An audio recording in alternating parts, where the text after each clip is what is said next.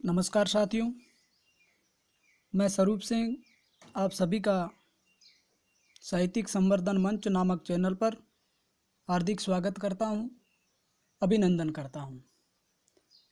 आज हम माध्यमिक शिक्षा बोर्ड राजस्थान के पाठ्यक्रम के अनुसार हिंदी साहित्य प्रथम सरयू नामक पुस्तिका के काव्यखंड के चौथे अध्याय के बारे में पढ़ेंगे और जिसके कवि रीतिकाल की काव्यधारा में भी रीति मुक्त काव्यधारा के प्रेम के पीर कवि घनानंद के संदर्भ में पढ़ेंगे और उनका प्रेम पीर वर्णन के जो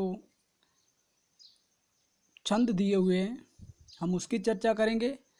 तो यदि आप इस चैनल पर पहली बार जुड़ रहे हैं, आप सबसे इल्तिजा रहेगी कि आप चैनल को सब्सक्राइब कर बेल आइकन दबा करके और इस चैनल के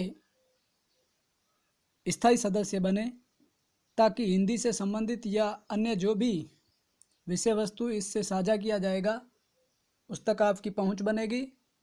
तो चलिए हम शुरू करते हैं पाठ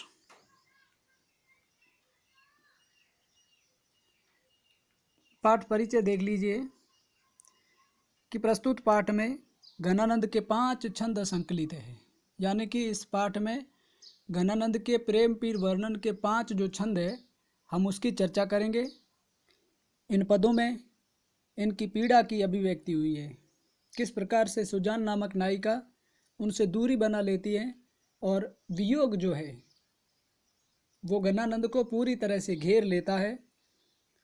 विरह की स्थिति अत्यंत पीड़ाकारक होती है और जब प्रिय के दर्शन किसी कारण से दुर्लभ हो जाते हैं तो स्थिति और भी कारुणिक हो जाती है।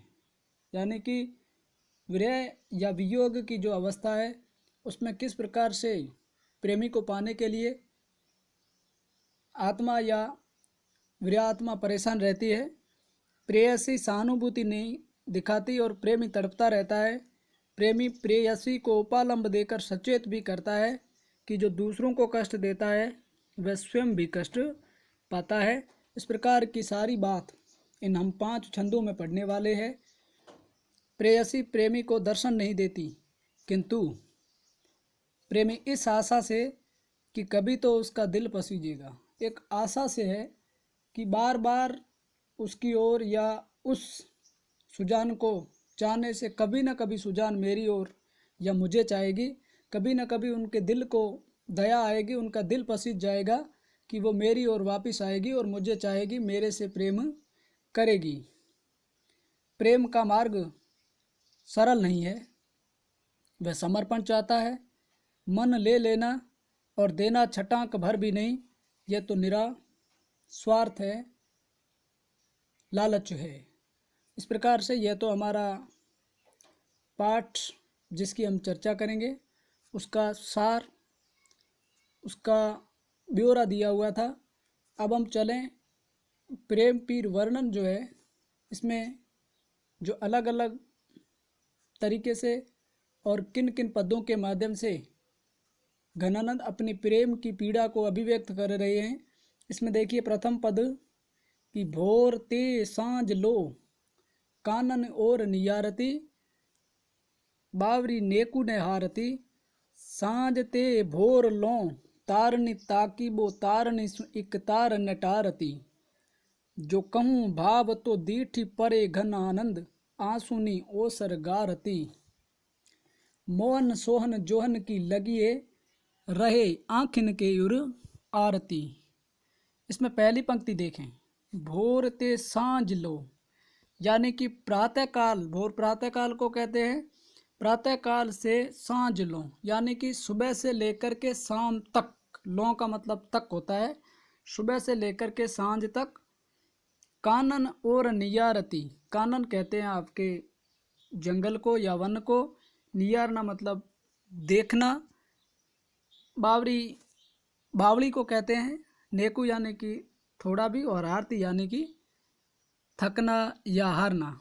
अब इस पूरी पंक्ति का देखो कि सुबह से लेकर के शाम तक जो बावड़ी या जो गृहिणी है जो अपने प्रियतम को अपने श्री कृष्ण को, अपने मोहन को पाने के लिए एक टक लगाए कहाँ देखती रहती है? जंगल की ओर, वन की ओर देखती रहती है। और उन्हें आशा है कि मेरा प्रियतम इस मार्ग से मेरी ओर आएगा, इसलिए वह सुबह से लेकर के शाम तक उसी की प्रतीक्षा में आतुर रहती है। चलिए अब दूसरी पंक्ति में देखिए। सांझ ते भोर लों तारनी ताकी बो तारनी सु इक तारन टारती।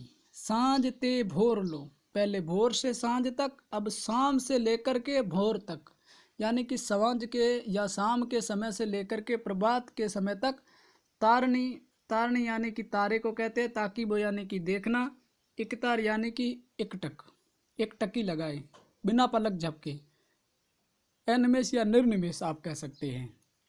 इसका अर्थ देखिए, सांझ ते भोर लों तारनी ताकि वो तारनी सु एक तार न टारती, यानी कि वही नायिका जब सुबह से शाम तक जंगल की ओर या वन की ओर प्रियतम को देखना चाहती है, वही शाम से लेकर के सुबह तक रात में जो आकाश के तारे होते हैं उनको बार बार देखती रहती है। प्रिय की इतनी आतुरता है कि वो नींद भी नहीं ले पाती है और एक टकी लगाकर बार बार आसमान के तारों को देखती रहती है।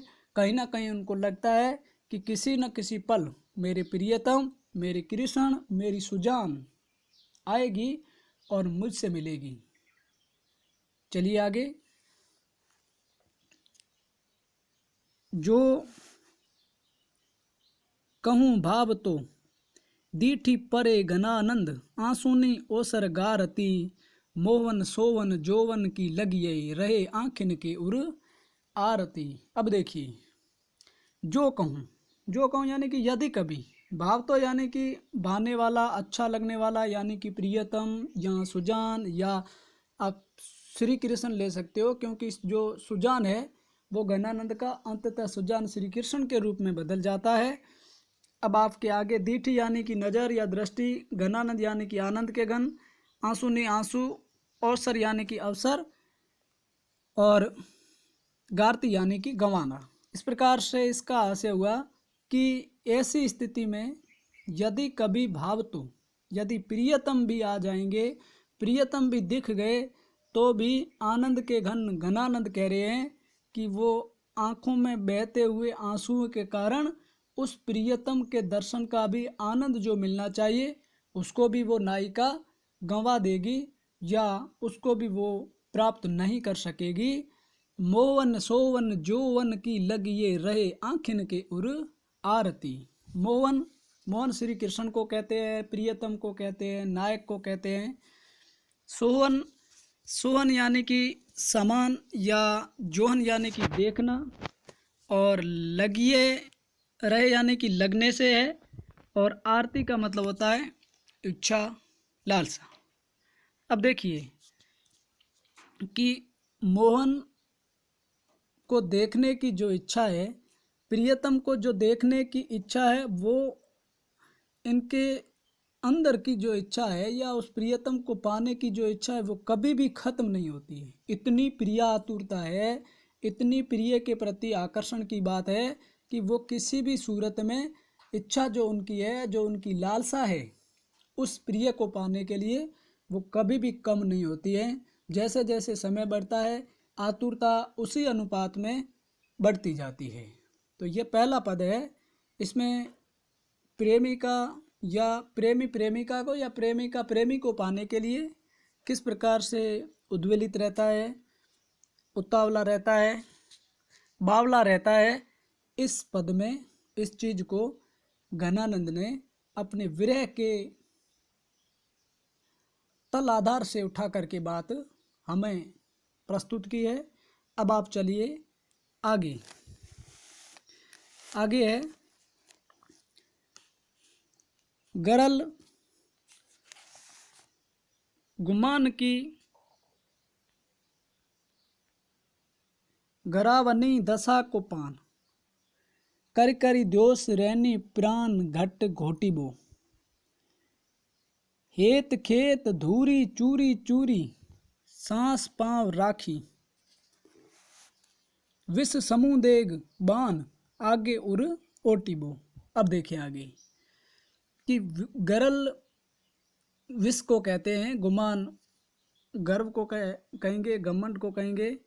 और इसमें और गरावनी यानी कि गलाने वाली, दोष रहनी यानी कि दिन और रात, और घोटिबो यानी कि घुटना। अब इसका अर्थ है कि निष्ठुर प्रेमिका का सुजान के सभी व्यवहारों को सहना पड़ता है और हृदय को गलाने वाले उस प्रेमिका के विष के समान अहंकार को पीते हुए दिन रात उनके प्राणों को भीतर ही भीतर घुटना पड़ता है, उनके प्राणों को भीतर ही भीतर बहुत ज़्यादा पीड़ा होती है। इसका अर्थ इस प्रकार से है। अगला है हेत खेत धूरी चूरी चूरी सांस पाँव राखी। हेत का मतलब प्रेम होता है। हेत खेत यानी कि रण, प्रेम का खेत या प्रेम की रणभूमि। और विष समुदेग जो है, विष समुदेग बाण यानी कि विष के समान बाण। उर ओटिबो यानी कि उर हृदय को कहते हैं, ओटिबो यानी कि झेलना। इस प्रकार से इसका अर्थ हुआ कि प्रेम रूपी रणभूमि में चारों ओर से चूर चूर होकर सांसों के साथ साथ पांव जमा कर रखना है और व्याकुलता रूपी विष के बाणों को झेलने के लिए अपनी छाती को भी आगे करना है, क्योंकि जो व्याकुलता है, जो परेशानी है, जो विरहपन है, उसका सामना भी सामने छाती रख करके करना है, क्योंकि विरह ही जो जिसके लिखा हुआ है उसका सामना उन्हें करना होगा। अब आप आगे चलें, आगे देखिए कि जान प्यारे जो न मन आने तो आनंद घन, भूली तू न सुमिरी परे के चख चोटी बो। इसमें मन आने यानी कि ध्यान न देना, इसका अर्थ आप ये लगाएं। और दूसरा इसमें आपके कठिन शब्दार्थ हम परेखे का अगर देखें तो पछताने से होता है। चख का मतलब होता है आपके आँखों से या नेत्रों से। तो इसमें इस प्रकार प्रेमी के सब प्रकार से समर्पित हो जाने पर भी यदि वे प्यारे सुजान तेरी ओर ध्यान ना दे तो हे आनंद के घन घनानंद, तू भूल कर भी उनकी आँखों को चोट पहुँचाने वाले व्यवहार पर मत पछताना। अर्थात हो सकता है वो आपको स्नेह या वो आपको प्यार या समर्पण नहीं करती है, लेकिन आपने अगर उसके प्रति समर्पण किया है तो उस समर्पण को यथासंभव बनाए रखना। अब आप आगे देखें,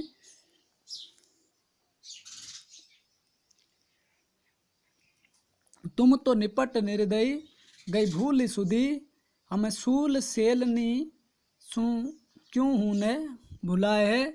अब इसमें कठिन शब्दार्थ में आप देखें तो ज़्यादा तो कुछ ऊपर ऊपर ये हमने आगे पढ़ लिया, यहाँ पढ़ना है। तिने हैं ये सिराती छाती तो ही वे लगती ताती, तेरे बांटे आयो है अंगारनी पे लोटी बो। यहाँ सिराती छाती या सिराती का मतलब आपके शीतलता होता है कि तिने ये सिराती छाती, यानी कि उसे तो जिस प्रकार से आपका वियोग है उसके बावजूद भी उनको शीतलता लगती है, आपकी सुजान को शीतलता लगती है। और तोई वे लगती ताती, और आपको तो वो क्या लगती है, ताती।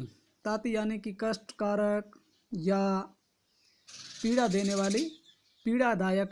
इस प्रकार से आपको तो इस वियोग की पीड़ा होती है, लेकिन उसको अगर शीतलता लगती है तो इसका मतलब यह है कि तेरे बांट आयो है अंगारनी पे लोटी बो, यानी कि ये घनानंद तेरे बांटे, तेरे हिस्से में अंगारने पर लेटना आया है, यानी कि पीड़ा तुझे मिली है, उसको प्रसन्नता, उनको शीतलता मिली है, और तुझे अंगारे पर लेटना या उष्णता या वियोग मिला है। तो ये तो तेरे हिस्से में आया है और आपको इसे स्वीकार करना होगा। तो इस तरह से ये दूसरा पद पूरा होता है। बेहद महत्वपूर्ण पद है। अब आप तीसरे पद को देखिए। चलें आगे। भय अति निठुर मिटाए पहचान निडारी, यही दुख हमें जक लागी हाय है। इसमें निठुर का मतलब होता है निष्ठुर, निर्दयी, और जक का मतलब होता है रट। भय अति निठुर यानी कि प्रियतम या प्रियतमा काफ़ी निष्ठुर और निर्दयी भई बन गई है। मिटाए पहचानदारी, और उन्होंने तो इस प्रकार का व्यवहार करना शुरू कर दिया है सुजान ने कि मानो हमारी और उनकी किसी भी प्रकार की कोई भेंट या पहचान ही नहीं है। हमें सूल सेलनी सो क्यों हूँ ने भुलाए है। अब इसमें देखिए, हमें सूल सेलनी सो क्यों है न भुलाए है, यानी कि हमें कैसे भी करके ये कांटों की चुभन या उपेक्षा की पीड़ा है, इसको हम भुला नहीं सकते। अर्थात जिस प्रकार से सुजान ने घनानंद का तिरस्कार किया, वो बार बार घनानंद को विचलित करता रहता है। एक प्रकार से पीड़ा से और पीड़ा को बढ़ावा मिल रहा है। देखिए आगे। मीठे मीठे बोल बोली ठगी पहिले तो अब जिए जारत कहूँ धो कौन न्याय। इसमें जिए का मतलब हृदय होता है, और बाकी सामान्य सा शब्द है कि मीठे मीठे बोल बोली। देखिए सुजान और घनानंद का जब पहली बार अभिसार होता है, मिलन होता है, प्रेम होता है, तो उन्होंने, घनानंद कहते हैं, मृदु और कोमल मीठी मीठी रसिक बातें बोल करके ठगी पहले तो तब, और मुझे अपने वश में कर लिया, मैं उनका बन गया और वे मेरी बन गई। लेकिन फिर अब जी जारत, लेकिन अब मेरा हृदय जलाती है, अब मुझे पीड़ा देती है, क्योंकि अब वो उतना प्रेम मुझसे नहीं करती है, क्योंकि नायिका निष्ठुर हो गई है। कहूँ धो कौन न्याय है। और अब आप ही बताएं कि ये कौन सा न्याय है, ये क्या ठीक है, ये क्या नीति की बात है। अब चलिए आगे।